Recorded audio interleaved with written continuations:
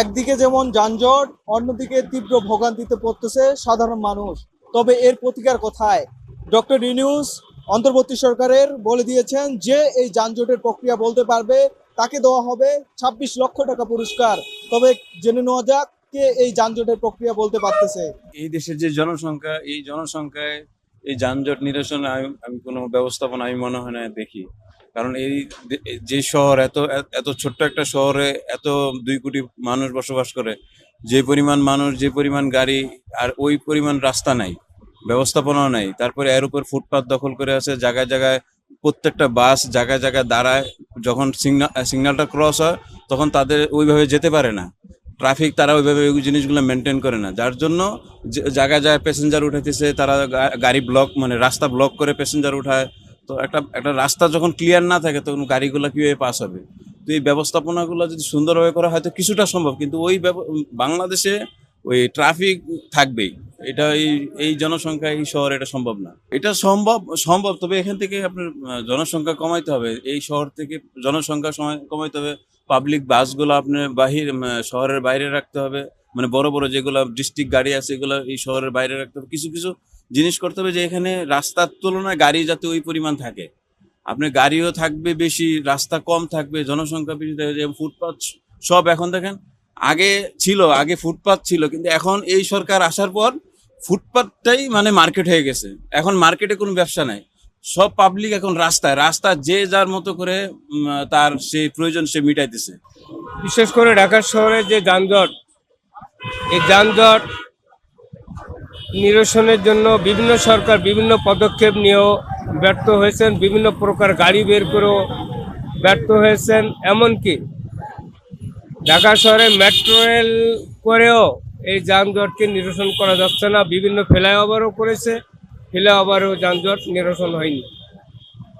তো কথা হচ্ছে কি, আমাদের দেশের এই যানজট কমাতে হলে ঢাকা শহরের এই যে অফিস পাড়াগুলো আছে, অফিস পাড়াগুলো বিভিন্ন এলাকায় ছড়িয়ে ছিটিয়ে দিতে হবে। শুধু মতিঝিল গুলিস্তান কেন্দ্রিক হলে হবে না, প্রেস ক্লাব কেন্দ্রিক হলে হবে না। বিভিন্ন জায়গায় যদি এই অফিস পাড়াগুলো আর বিশেষ করে সচিবালয় সহ বিভিন্ন এলাকায় যদি এগুলো ছড়িয়ে ছিটিয়ে দেওয়া হয় তাহলে যানজট আশা করি কিছুটা নিরসন হবে। প্রাইভেট গাড়ি, এই গাড়ি ঢাকা শহরের যত জনসংখ্যা তার তুলনায় গাড়ির সংখ্যা বেশি হওয়াতে এই বিশেষ করে ঢাকা শহরে যানজট একটা বড় সমস্যা। এবং দেখা যাচ্ছে যে এই গাড়িগুলো অনেকগুলো কোনো অথরাইজ বা লাইসেন্সবিহীন গাড়ি, আনঅথরাইজ।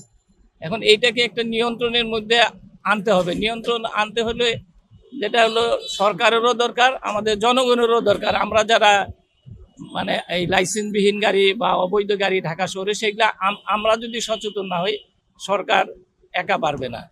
এখন আজকে মানে কি বলে, মানে সকল জায়গায় একটা কি বলে একটা চেঞ্জ আসা দরকার, তাহলে এটা সম্ভব। সকলে মিলে যদি চেষ্টা না করি তাহলে সম্ভব নয়।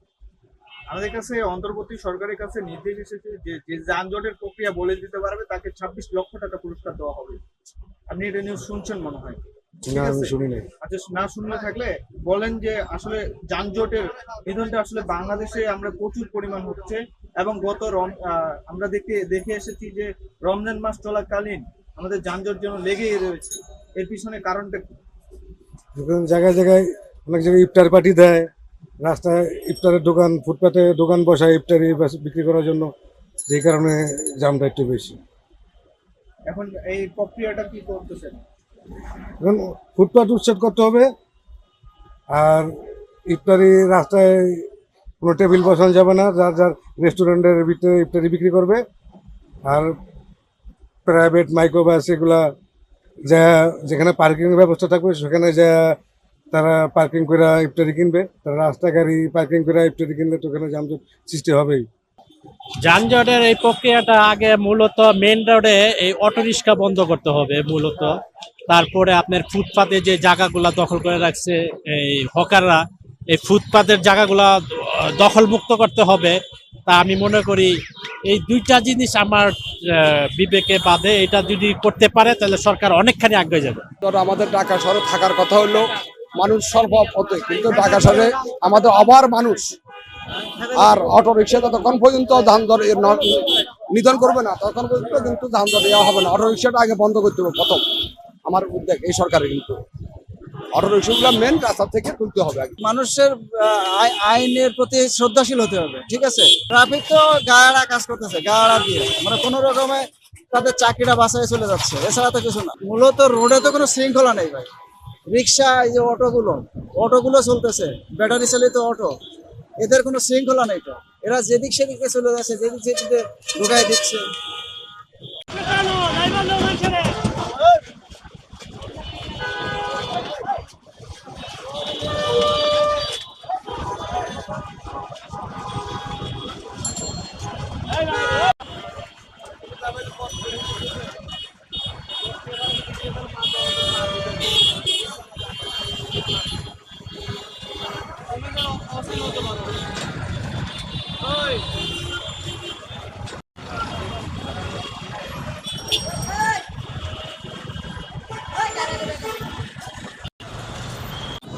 সাধারণ মানুষ বলছে যানজটের প্রধান কারণ ফুটপাত দখল করে আছে ক্ষুদ্র ব্যবসায়ীরা। আবার কেউ বলছেন ব্যাটারি চালিত রিক্সা চালাচ্ছে অবাধে সড়কে। তবে আপনার মতামত কি? আপনিও জানাতে পারেন আমাদের মাধ্যমে আপনার মতামত। দর্শক, ছিলাম সুশান্ত দেবনাথ, রূপালী বাংলাদেশ, ঢাকা।